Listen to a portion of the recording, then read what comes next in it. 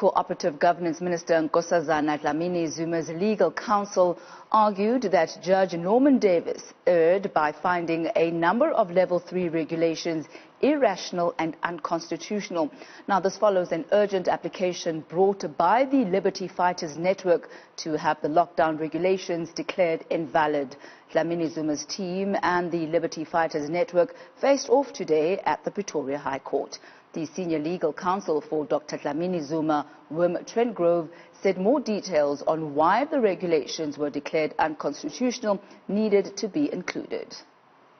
I can understand a debate that says, don't strike the old regulation down if it's been replaced by a new one which cures the defect, because that would be an argument to say the point has become moot because the regulation has been overtaken. But to shift the attack entirely to the new regulations, which had not been pleaded, we should submit with respect was unfair to the Minister and beyond the scope of the matters properly before the court in those circumstances. Then there are two further points, my Lord. The one is that the court held some of the level 3 regulations to be irrational, and then on the basis of that finding declared all of the regulations level 3, 4 and everywhere, all the way back, to be invalid. We submit with respect that the finding that some regulations are invalid does not justify an order declaring all of the regulations to be invalid. For more on this, our reporter Mbali Tetane joins us live from the Pretoria High Court. Very good afternoon to you, Mbali. Quite a day it was today at the High Court. Give us a bit of a summary of some of the key highlights and the takeouts from the hearing today.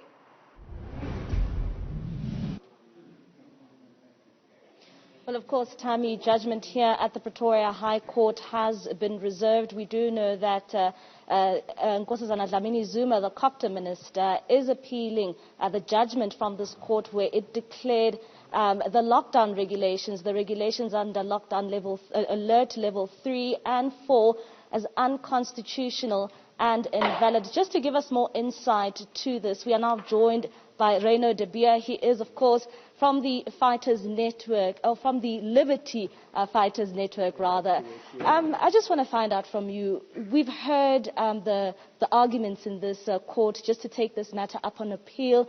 This is something that you did not want to see after this court made that ruling saying that the lockdown regulations are invalid and unconstitutional. Well, we've expected that the government would have done something. We honestly didn't think that the government is going to appeal, because we said that it's going to be a slap in the face of the people of South Africa, and they did it. So here we are in the application for leave to appeal. We are confident that we've put up a very good argument, and it's now up to the court to decide whether it's of the view that a different court would come to a different decision. Reyno, one would ask you, when we saw these lockdown regulations come into effect, of course it is because of the COVID-19, why would you come and argue and challenge the issues around, the rules around the lockdown regulations? Well, I myself was a victim of the lockdown. The people that we represent in Liberty Fighters Network, they were all victims of the lockdown. So we decided that it was necessary to challenge the way these lockdown regulations were enacted. And we've obviously expected other political parties at least to come to the rescue of the people, and no one pitched up. So we took on that task, and now everything is history, yes. One would say that when you look at the death toll and the rate of infections, we continue to see this increase on a daily basis. So someone would say that, looking at the issue and the circumstances the country finds itself in, it is indeed government is indeed trying to save lives here. We disagree fully.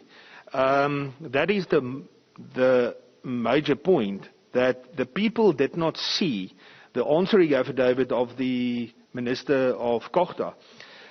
If they did, and all these legal experts judged that, they would have realized that the Minister actually, in fact, agreed with our observations. So we are of the view that we are not dealing here with a rate of infection, but in fact a rate of detection. So we are busy just finding what was always there amongst us, and this disease could have been with us for a couple of years already. And we've heard from a government saying that they want this matter now to be taken to the Supreme Court of Appeal.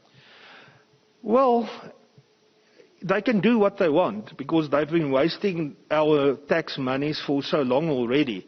So they will, even if they're not satisfied with the Constitutional Court, they might even go to the Commission for Human and People's Rights.